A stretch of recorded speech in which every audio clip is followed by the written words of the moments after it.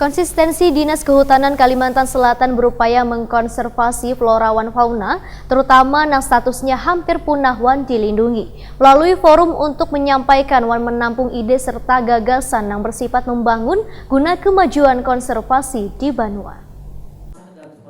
Konsistensi Dinas Kehutanan Kalimantan Selatan berupaya mengkonservasi flora dan fauna, terutama yang statusnya hampir punah wan dilindungi. Hal itu menunjukkan dengan mendukung forum konservasi flora dan fauna. Forum tersebut mengadakan fokus group discussion yang dilaksanakan di kantor pemasaran di Sud Kalimantan Selatan, Jalan Gatot Subroto, Banjarmasin Timur, tengah hari Rabu 27 November 2019.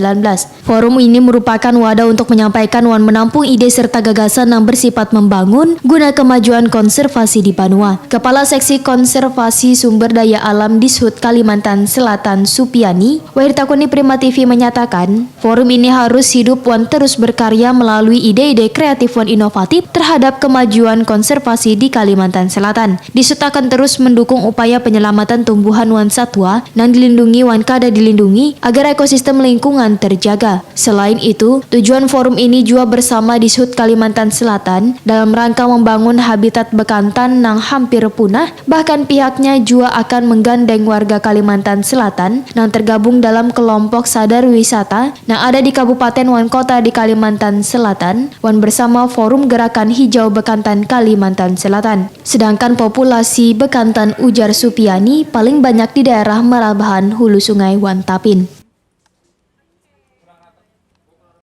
Nah, kita Polres kemudian ada juga dari Gahipta ya, gerakan hijau bekantan Kabupaten Tanah Laut.